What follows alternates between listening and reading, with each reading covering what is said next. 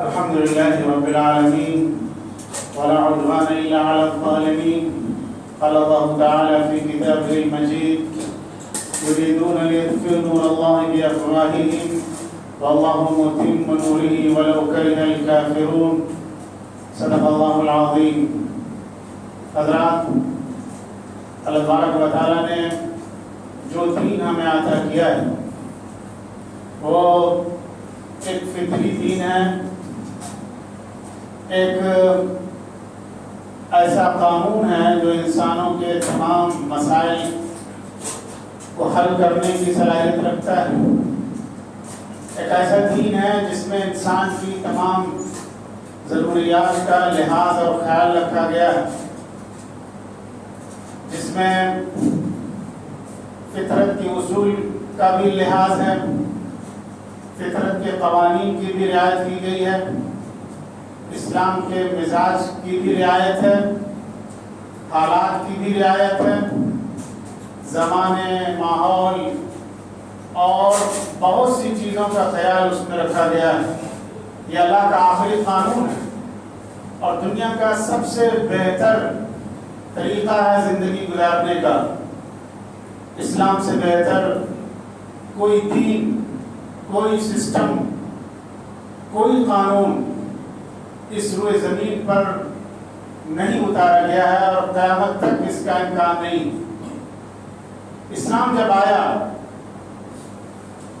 تو چونکہ یہ فطرت پر مبنی دین تھا، اس لیے لوگ اس کی طرف مائل ہوئے، اور جب لوگ اس کی طرف مائل ہوئے تو جو اسلام کے دشمن تھے انہوں نے اس کی پوری مخالفت کی. ان کو یہ محسوس ہوا کہ اگر اسلام کا کارواں اتنی تیزی سے بڑھتا رہے گا تو ہماری حکومت خطرے میں پڑ جائے گی، بلکہ ہمارا وجود خطرے میں پڑ جائے گا. قریش کے جو سردار تھے، ابو جہل، ابو لہب، عتبہ، ربیعہ، شیبہ، ولید، یہ وہ تمام لوگ تھے جو قریش کے سرغنہ تھے، اور ان کو محسوس ہوا کہ اگر حضور کا یہ لایا ہوا دین اسی طرح آگے بڑھتا رہے گا تو ہماری حکومت خطرے میں پڑ جائے گی اور ہماری چودراہٹ کا خاتمہ ہو جائے گا. اسی لیے انہوں نے حضرت اکرم صلی اللہ علیہ وسلم کی مخالفت کی، اسلام کی مخالفت کی، دین کی مخالفت کی، اور اس بات کی پوری کوشش کی کہ اس دین کو آگے بڑھنے نہ دیا جائے، کوئی اس کا ماننے والا دنیا میں موجود نہ ہو. محمد کو مارنے کی بھی انہوں نے کوشش کی، نعوذ باللہ، لیکن وہ اپنے تمام منصوبے میں ناکام ہو گئے، اس لیے کہ اس دین کے پیچھے اللہ تبارک و تعالیٰ کی طاقت تھی. حضرت اکرم صلی اللہ علیہ وسلم کے پیچھے اللہ تبارک و تعالیٰ کی طاقت تھی، اور ظاہر ہے کہ اللہ کی طاقت جس کے ساتھ ہو اس کو کوئی مٹا نہیں سکتا، اس کو کوئی دبا نہیں سکتا. اور جس دین کے ساتھ اللہ کی نصرت ہو اور جو دین بالکل نیچرل ہو، اس دین کو کوئی دبا نہیں سکتا، کوئی اس کو مغلوب نہیں کر سکتا. تو تمام مخالفتوں کے باوجود، تمام کوششوں کے باوجود اسلام کو مٹانے کے لیے اور مسلمانوں کو ختم کرنے کے لیے کتنی جنگیں ہوئی، کتنے لوگ مارے گئے. اور یہ آج سے سلسلہ جاری نہیں ہے، صدیوں سے یہ سلسلہ جاری ہے. حضرت اکرم صلی اللہ علیہ وسلم کے زمانے سے اسلام اور کفر کی جنگ کا آغاز ہوا. مقصد یہ تھا کہ اسلام جو دنیا کی سب سے بڑی سچائی ہے اس سچائی کو ختم کر دیا جائے. لیکن یہ ممکن نہیں ہے کہ جو سچائی ہو اس کو طاقت کے زور پر اور اسلحے کے زور پر اس کو ختم کر دیا جائے.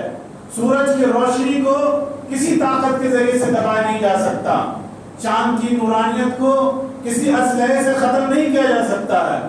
اسلام کی جو روشنی ہے وہ چاند اور سورج سے زیادہ طاقتور ہے، اس سے زیادہ روشن ہے. دنیا کا کوئی قانون، دنیا کی کوئی طاقت اس روشنی کو دبا نہیں سکتی ہے. یہ آج سے نہیں ہو رہا اسلام کو ختم کرنے کی کوشش، یہ صدیوں سے ہوتا رہا. بڑی بڑی جنگیں ہوئی، عیسائیوں سے جنگیں ہوئی اور سال تک جنگیں ہوئی جن کو صلیبی جنگ کا نام دیا گیا، اور پھر یہودیوں سے جنگ ہوئی، لیکن پھر بھی مسلمانوں کو ختم نہیں کیا جا سکتا. آج پھر کچھ لوگ اسلام کو ختم کرنے کے لیے قانون بنا رہے ہیں، لیکن اسلام کسی قانون سے دبتا نہیں ہے. اسلام کسی ضابطے سے اس کو دبایا نہیں جا سکتا، اس لیے کہ یہ سب سے بڑی سچائی ہے، اور سچائی کو کسی قانون سے، کسی لا سے، کسی دباؤ سے اس کو ختم نہیں کیا جا سکتا۔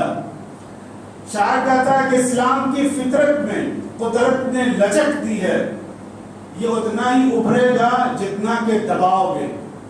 اسلام کو دبانے کے جتنے قانون بنائے جائیں گے کوئی مسلمان نہیں ہو سکتا۔ اس کو آج کل کی اصطلاح میں کہا جاتا ہے دھرمانترن کا قانون۔ یہ قانون ایک احمقانہ قانون ہے۔ اسلام زبردستی کوئی مسلمان ہو ہی نہیں سکتا۔ اسلام نام ہے دل سے اللہ کو ماننے کا، تو کہ کوئی زبردستی، لالچ میں، دباؤ میں اگر اسلام قبول کرتا ہے، اس اسلام کی کوئی ویلیڈیٹی نہیں ہے اللہ کے نزدیک، اور نہ اسلام کے قانون میں اس کی کوئی حیثیت ہے۔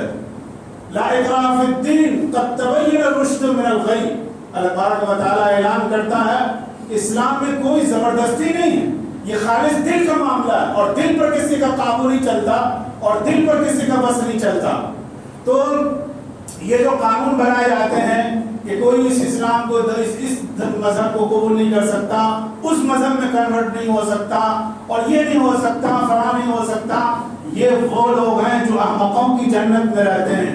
اسلام کو نہ کبھی دبایا جا سکتا ہے، نہ دبایا جا سکا ہے، اور نہ قیامت تک اس کا امکان ہے۔ اس لیے کہ جو دل کی آواز ہوتی ہے، جو سب سے بڑی سچائی ہوتی ہے، اس کو کبھی بھی قانون سے دبایا نہیں جا سکتا ہے۔ اللہ تبارک و تعالیٰ فرماتا ہے یریدون لیطفئوا نور اللہ بافواہہم واللہ متم نورہ ولو کرہ الکافرون، یہ چاہتے ہیں، جو اسلام کے دشمن ہیں، جو سچائی کے دشمن ہیں، بلکہ اصل میں جو انسانیت کے دشمن ہیں، جو درندے ہیں، بھیڑیے صفت جو لوگ ہیں، وہ چاہتے ہیں کہ اللہ کے نور کو وہ دبا دیں اپنے پھونکوں کے ذریعے سے، اپنی طاقت کے ذریعے سے، اپنے قانون کے ذریعے سے۔ یہ بہت بڑی غلط فہمی میں ہے۔ واللہ متم نورہ ولو کرہ الکافرون، اللہ اپنے نور کو کمپلیٹ کر کے رہے گا، اس کو مکمل کر کے رہے گا، دین کو غالب کر کے رہے گا، اگرچہ یہ لوگ جتنی کوشش کر لیں اس کو دبانے کی۔ ولو کرہ الکافرون، چاہے یہ نہ کر ڈر لیں، 1,00,000 قانون بنا لیں، لیکن سچائی کو کبھی بھی دبایا نہیں جا سکتا، اور سچائی کو کبھی بھی ختم نہیں کیا جا سکتا ہے۔ یہ بات اچھی طرح سمجھ لینی چاہیے، اور اس سلسلے میں کوئی کنفیوژن نہیں ہونی چاہیے۔ یہ اللہ کا وعدہ ہے۔ حضور اکرم صلی اللہ علیہ وسلم نے فرمایا کہ کوئی ایسا گھر نہیں ہے جہاں اسلام داخل ہو کے نہیں رہے گا، ہر گھر میں اسلام داخل ہو کے رہے گا، چاہے مٹی کا گھر ہو، چاہے وہ اون کا گھر ہو، خیمے کا گھر ہو۔